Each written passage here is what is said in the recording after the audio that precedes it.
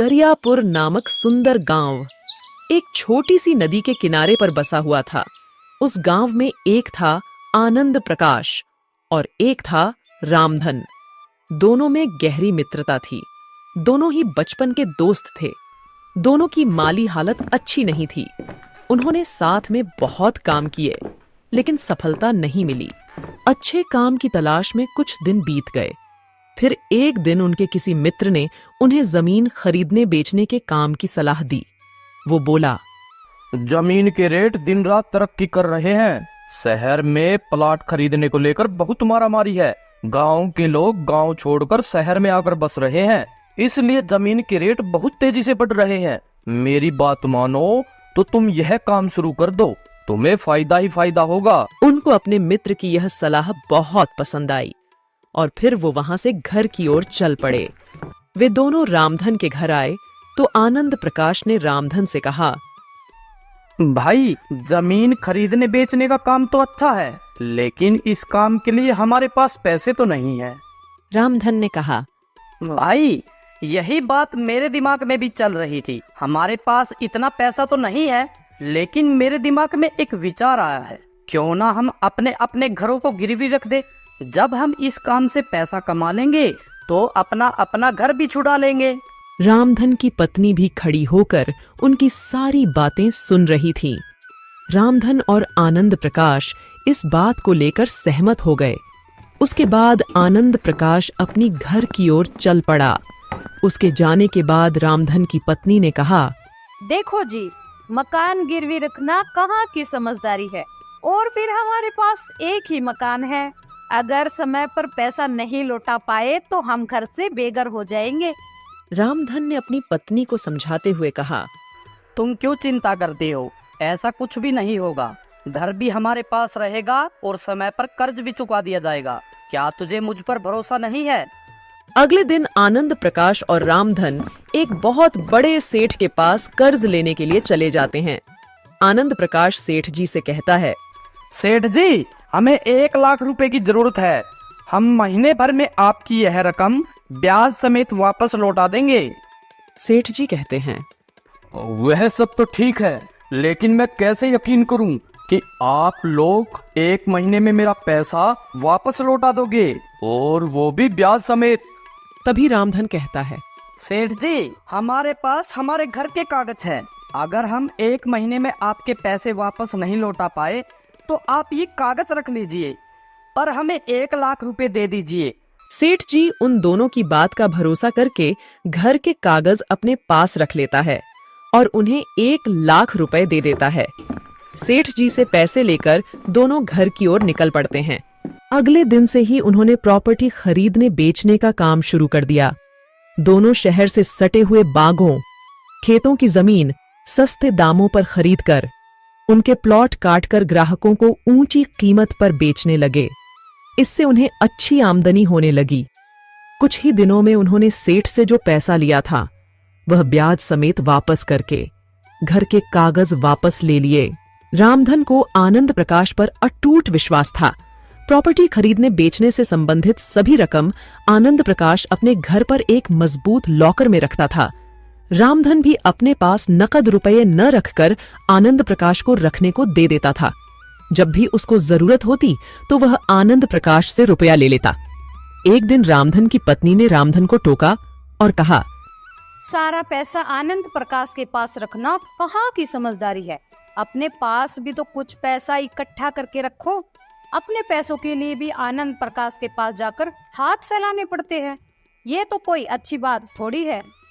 लेकिन उल्टा रामधन अपनी पत्नी को समझाता और कहता, तुम्हें किस चीज की कमी है? जब भी जितने भी पैसों की जरूरत होती है वह मैं आनंद प्रकाश से ले आता हूँ।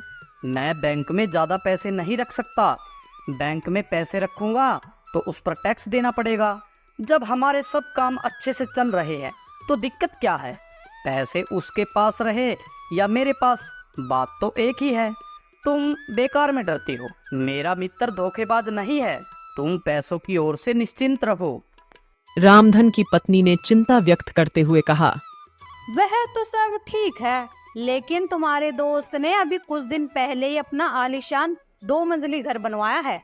और तो और वह अपने बच्चों को भी MBBS जैसे बड़े बड़े कोर्स करवा रहा है, लेकिन तुम हमारे बारे में कुछ नहीं सोचते। यह तो गलत बात है आपकी। आनंद प्रकाश यह सब इसी बिजनेस के पैसे से ही तो कर रहा है। आपके लाभ के रुपए भी वो अपने काम में ले रहा है। मैं चाहती हूँ कि तुम अपने प्रॉफिट का हिस्सा अपने पास मतलब घर पर रखो। कल को आनंद प्रकाश की नीयत में खोट आ गया तो क्या होगा? आज तक कभी ऐसा हुआ है कि तुम्हें पैसों की वजह से दिक्कत उठानी पड़ी हो? नहीं ना। आधी रात को भी वह हमारे लिए तन मन धन से खड़ा है। अरे भाग्यवान, तुम इस बारे में ज्यादा मत सोचो। मैं बहुत जल्द मौका देखकर आनंद प्रकाश से अपने लाभ के सारे पैसे मांग लूंगा। अब ठीक है? यह कहकर रामधन ने बात खत्म की। अब आनंद प्रकाश और रामधन की नजर शहर से सटे आमों के एक बाग को खरीदकर प्लॉटिंग करने की थी। इसके लिए 3 करोड़ रुपयों की जरूरत थी। 3 करोड़ रुपयों को जुटाने के लिए उन्होंने अपने दोस्तों, रिश्तेदारों व परिचितों को भी अपने साथ प्रॉपर्टी में रुपया लगाने को उकसाया। उन्हें ब्याज के रूप में एक मोटी रकम देने का ऑफर दिया। देखो भाई सुरेश, अपना कुल मिलाकर बहुत अच्छा चल रहा है, इसलिए मैंने आपके बारे में भी कुछ अच्छा ही सोचा है। आप मुझे 1 लाख रुपए दो। इसके बदले मैं तुम्हें 1 साल में 30% ब्याज के साथ 1,30,000 रुपए दूंगा। रामधन भाई, मैं कल ही आपके घर 1 लाख रुपए लेकर आता हूँ, लेकिन भाई एक बात का ख्याल रखना, ये रुपए मेरी जिंदगी भर की कमाई है, पर मुझे आप पर अपने से भी ज्यादा भरोसा है। आप जो भी करोगे अच्छा ही करोगे। देखते देखते उन दोनों के पास 2 करोड़ रुपए इकट्ठा हो गए। यह सभी रुपया आनंद प्रकाश की तिजोरी में रखे हुए थे।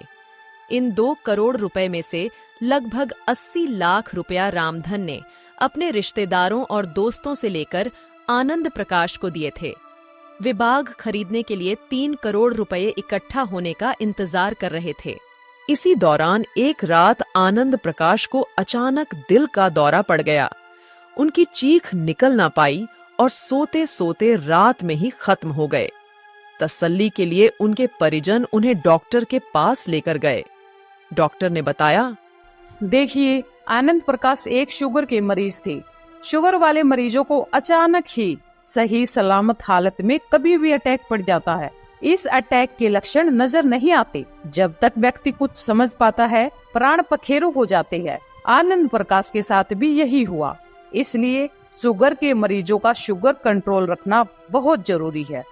आनंद प्रकाश के बेटे सूरज ने फोन करके रामधन को आनंद प्रकाश की मौत की खबर दी। हेलो अंकल जी, मैं सूरज बोल रहा हूँ। हाँ सूरज, बोलो बेटा, कैसे हो? अंकल जी, वो पिताजी अब इस दुनिया में नहीं रहे। क्या? कब? ये कैसे हुआ बेटा? अंकल जी, पिताजी रात को सोए थे, लेकिन सुबह उनकी आंख नहीं खुली। हम सब उन्हें डॉक्टर के पास भी लेकर गए, लेकिन डॉक्टर ने बताया कि उनकी मौत दिल का दौरा पड़ने से हुई है। यह सुनकर रामधन के पैरों के नीचे से जमीन निकल गई। उन्हें तुरंत उन रुपयों का ध्यान आया जो उन्होंने अपने दोस्तों, रिश्तेदारों से निवेश के लिए उधार लिए थे तथा वे रुपए आनंद प्रकाश के पास उनकी तिजोरी में रखवा दिए थे। वे सोचने लगे, अगर आनंद प्रकाश के बच्चे बेईमान हो गए, उन्होंने वो पैसे ना दिए तो क्या होगा? मैं तो सड़क पर आ जाऊंगा। अपना घर जमीन बेचकर भी मैं इतना पैसा नहीं जुटा सकूंगा। जब आनंद प्रकाश का अंतिम संस्कार हो गया, तब उन्होंने आनंद प्रकाश के बेटे सूरज से पैसों के बारे में बात की।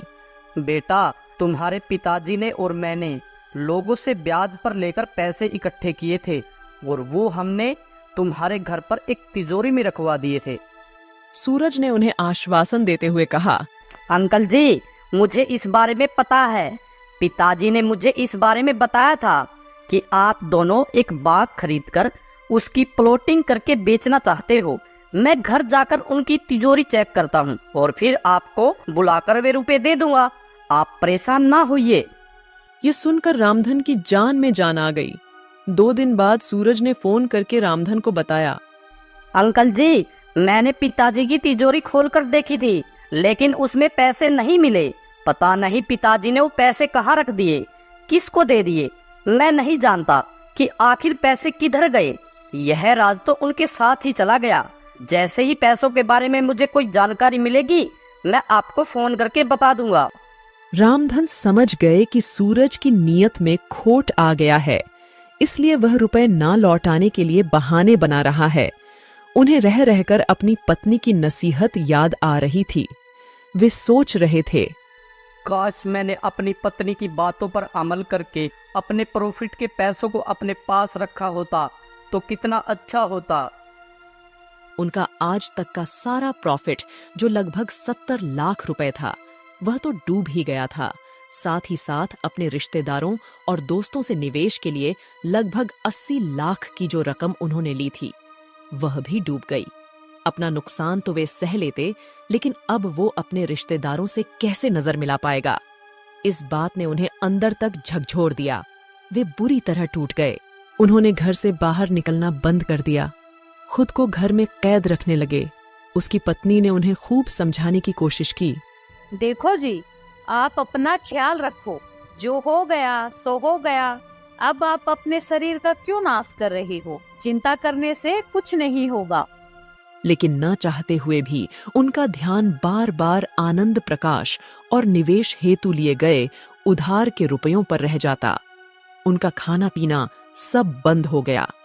आनंद प्रकाश की मौत के 2 महीने बाद एक दिन ज्यादा सोचने की वजह से रामधन को भी अटैक पड़ गया और उनकी मौत हो गई। स्कूल की घंटी बजते ही सभी बच्चों की छुट्टी हो जाती है। तभी एक बच्चा स्कूल के बाहर खड़े आइसक्रीम वाले से आइसक्रीम लेकर खाने लगता है। गरीब बच्चा सोनू ललचाई आंखों से आइसक्रीम की तरफ देख रहा था। तभी वह लड़का कहता है, अरे भूखे नंगे, तू मेरी आइसक्रीम को ऐसे घूर घूर कर क्या देख रहा है? चल भाग, भिखारी कहीं का। ऐसे कहते हुए वो लड़का सोनू को धक्का दे देता है। सोनू कुछ भी नहीं कहता और चुपचाप रोते हुए अपने घर चला जाता है। वो अपनी माँ मीना से कहता है, माँ, हम इतने गरीब क्यों हैं? आपको पता है, मेरे सभी दोस्तों के घर में एयर कंडीशनर, फ्रिज और एसी है। एक हम ही फटीचर हैं, क्योंकि हमारे घर में कुछ भी नहीं है, एक फ्रिज तक नहीं। सोनू की बात सुनकर मीना उसे समझाती है, सोनू बेटा, तेरे गरीब बाबू के पास इतने पैसे नहीं है जो कि वह फ्रिज खरीद सके। माँ, जब आपसे आपके बच्चों की फरमाइशें पूरी नहीं होती तो आपने हमें पैदा ही क्यों किया? ऐसी गर्मी और गरीबी से जीने से अच्छा तो हम इस दुनिया में आते ही नहीं।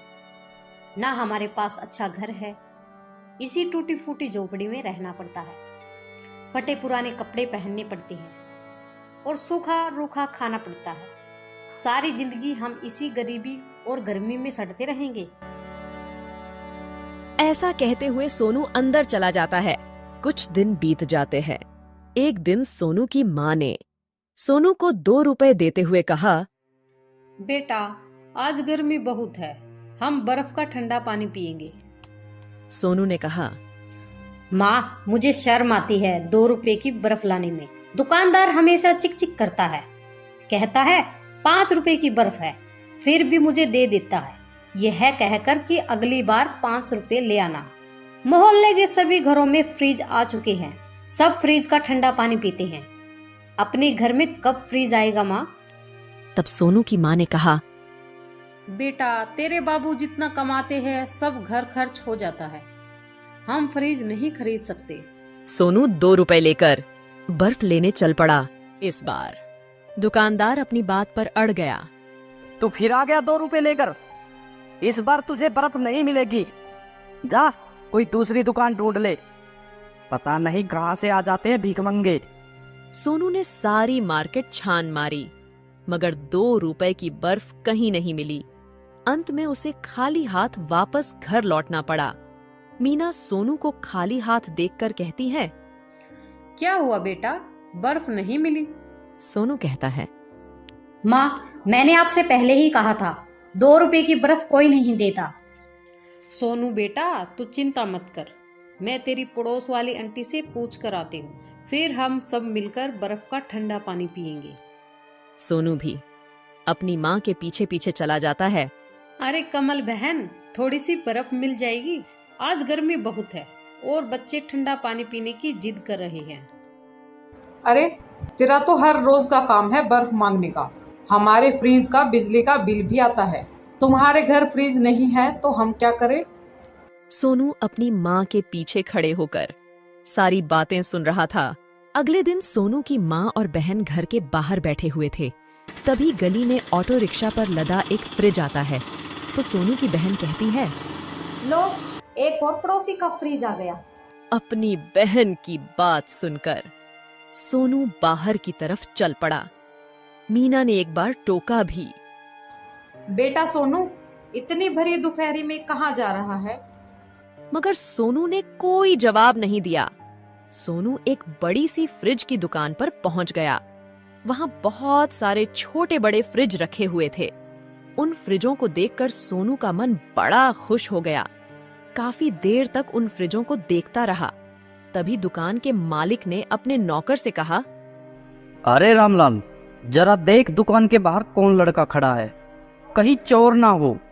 वह नौकर गले में गमछा डाले सोनू की ओर बढ़ा और कहने लगा, अरे ओ छोटू, क्या चाहिए तुझे? इतनी देर से दुकान के अंदर क्यों झांक रहा है? नौकर की बात सुनकर पहले तो सोनू डर गया कि इन्हें क्या जवाब दूं। फिर सोनू बोला, जी हमारे घर फ्रीज नहीं है, मुझे एक नया फ्रीज खरीदना था। सोनू की बात सुनकर नौकर उसे दुकान के अंदर ले गया और दुकानदार से मिलवा दिया। दुकानदार ने सोनू को नीचे से ऊपर तक देखा, फिर बोला, हाँ बोल छोकरे, तुझे क्या चाहिए? हम फ्रीज बेचते हैं। सोनू ने कहा, अंकल मेरे पास पैसे नहीं हैं, मगर मुझे एक फ्रीज खरीदना था। दुकानदार ने एक फ्रिज की तरफ इशारा करते हुए कहा, यह लाल रंग का फ्रिज, इसकी कीमत 3,500 रुपए है। तुम्हारी जेब में कितने पैसे हैं? दुकानदार की बात सुनकर सोनू ने कहा, अभी तो इतने पैसे नहीं हैं, लेकिन मैं इंतजाम कर लूंगा। क्या आप मुझे नौकरी पर रख सकते हो? दुकानदार कहने लगा, हम बच्चों को काम पर नहीं रखते, बड़े बड़े फ्रीज रिक्शा में लादने होते हैं। तुमसे फ्रीज तो हिलेगा भी नहीं, घर घर फ्रीज पहुंचाने भी पड़ते हैं। सोनू ने कहा, जी मैं सब काम कर लूंगा, आपको शिकायत का मौका नहीं दूंगा। मुझे एक फ्रीज खरीदना है, इसके लिए मैं सब कुछ करने के लिए तैयार हूँ। दुकानदार कहने लगा, बेटा मैं तुम्हें नौकरी पर नहीं रख सकता, बात समझा करो, तुम अभी बहुत छोटे हो। सोनू 2 घंटे तक दुकान के बाहर खड़ा रहा। फिर अचानक दुकानदार बोला, बेटा क्या नाम है तुम्हारा? जी मेरा नाम सोनू है, मैं 7वीं कक्षा में पढ़ता हूँ। ठीक है, मैं तुम्हें नौकरी पर रखता हूँ। मैं चाहता हूँ तुम्हारी पढ़ाई भी ना रुके। तुम रोज सुबह 7 बजे मेरी दुकान पर आओगे, 2 घंटे काम करोगे, उसके बाद तुम स्कूल चले जाना। दोपहर के 2 बजे छुट्टी होने के बाद तुम सीधे दुकान पर आओगे, 2 घंटे काम करोगे, फिर घर चले जाना।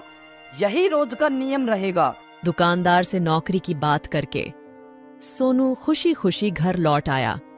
सोनू को काम करते करते 1 महीना बीत जाता है। एक दिन सोनू की माँ ने सोनू से कहा, सोनू, शाम के 5 बज चुके हैं। मैं देख रही हूँ तू रोज स्कूल से लेट आता है। स्कूल की छुट्टी तो 2 बजे हो जाती है, फिर तू 3 घंटे कहाँ गायब रहता है और सुबह भी घर से 2 घंटे पहले ही चला जाता है। कहीं आवारा लड़कों के साथ तो नहीं घूमने लगा? सोनू की खामोशी देखकर बहन भी बोल पड़ी, पहले तो सोनू घर में ही रहता था, अब 1 महीने से बाहर ही घूमता रहता है। इतने में सोनू का पिता भी काम करके घर आ जाता है। वो सोनू की माँ से कहता है, अरे क्या हुआ भाई, मेरे पीछे से क्या बातें हो रही है, मुझे भी तो पता चले। मीना कहती है, देखो ना, सोनू हर रोज सुबह घर से जल्दी चला जाता है और शाम को भी लेट आता है। पता नहीं ये इतना टाइम कहाँ घूमता रहता है। सोनू के पिता गोपाल जी कहते हैं, क्यों बे सोनू के बच्चे, बता, इतनी देर तक तू घर से बाहर क्या करता है? कहीं आवारा दोस्तों के साथ तो नहीं घूमने लगा तू? सोनू कुछ नहीं बोलता और चुपचाप खड़े होकर अपने पिता की बातें सुनता रहा। सोनू की खामोशी देखकर गोपाल जी कहते हैं, लगता है इसे कमरे में कैद करके रखना पड़ेगा, तभी ये सुधरेगा। अगली सुबह सोनू की आंख खुली तो उसने देखा कि दरवाजा बाहर से बंद है। सोनू के घर दीवार पर एक छोटी खिड़की थी जो पड़ोसी की छत की तरफ लगी थी। सोनू एक स्टूल की मदद से खिड़की पर चढ़ा और पड़ोसी की छत पर कूद गया और दबे पांव आहिस्ता आहिस्ता बाहर गली में आ गया। मौका अच्छा था, किसी ने देखा नहीं। फिर रोज की तरह 5 बजे घर वापस लौट आया तो मीना दूसरी पड़ोसन से बातें कर रही थी। वो सोनू को देखते ही बोली, सुबह मैंने जब ताला खोला तो तू कमरे में नहीं था, अब आ रहा है मौज मस्ती करके। आज मैं तेरी चमड़ी उधेड़ूंगी। मीना सोनू को कमरे में ले गई और सोनू की बहन ने उसके दोनों हाथ पैर बांध दिए। तभी मीना ने कहा, सोनू तू सच सच बता, हर रोज कहाँ जाता है? अपनी माँ की बातों का सोनू ने कोई जवाब नहीं दिया। तभी सोनू के पिताजी ने एक मोटे डंडे से सोनू को खूब मारा। पड़ोसियों ने आकर सोनू को बचाया। अरे ओ गोपाल, बच्चे की जान लेगा क्या? गोपाल जी बोले, आप लोग नहीं जानते, सोनू घर से बाहर घूमने लगा है। आज इसकी दोनों टांगे तोड़ दूंगा ताकि ये भाग ना सके। तभी गली में एक व्यक्ति आया और बोला, सोनू का घर यही है क्या? सोनू के पिताजी ने देखा तो एक रिक्शे वाला अपने रिक्शे पर एक लाल रंग का फ्रिज रखे हुए है। तब सोनू के पिताजी ने मीना से कहा, लगता है किसी पड़ोसी ने नया फ्रिज मंगाया है, पर ये सोनू को क्यों बुला रहा है? मीना ने कहा, जाओ गली में पता करके आओ आखिर बात क्या है और फ्रीज का पता लगाओ किस पड़ोसन ने मंगवाया है। सोनू की बहन ने जवाब दिया, काले राम की किराने की दुकान खूब चलती है, उसी ने मंगवाया होगा। रिक्शे वाले ने जब तक फ्रिज सोनू के घर की देहरी पर रख दिया तब मीना बड़बड़ाती हुई बोली, अरे रिक्शा वाले भैया, किसी और का फ्रिज हमारी देहरी पर क्यों रखते हो? उठाओ इसे, जिसका है वहीं ले जाओ। तब रिक्शे वाले ने कहा, मेरे पास एक रसीद है, इसमें इसी घर का पता लिखा हुआ है और नाम गोपाल लिखा है। सोनू के पिताजी बोले, हैं? गोपाल तो मेरा नाम है, पता भी हमारे घर का लिखा हुआ है, मगर हमने तो कोई फ्रिज नहीं मंगाया, शायद तुमसे कोई भूल हो गई होगी। इतने में फ्रिज की दुकान का मालिक आ गया। उसने कहा, सोनू ने पेमेंट कर दी है, यह फ्रिज अब आप लोगों का है। सोनू 1 महीने से हमारी दुकान में नौकरी कर रहा था। सोनू ने ही मुझसे कहा था कि घर में मेरी नौकरी का जिक्र किसी से मत करना, वरना मेरी माँ को दुख होगा और माँ मुझे नौकरी नहीं करने देगी। सोनू ने यह भी कहा था, जब फ्रिज के रुपए इकट्ठे हो जाए तब फ्रिज की रसीद मेरे पिताजी के नाम पर काटना। घर में पिता के होते हुए मैं रसीद में अपना नाम कैसे लिखवा सकता हूँ? मैं भी मोहल्ले वालों को बताना चाहता हूँ कि हमारे पिताजी ने हमारे लिए नया फ्रिज खरीदा है। गली में भीड़ इकट्ठी हो चुकी थी। सोनू ने कहा, पिताजी, मैं आज के बाद बिना बताए कोई काम नहीं करूँगा। सोनू की बात सुनकर उसके पिताजी और उसकी माँ के आंसू थम नहीं रहे थे।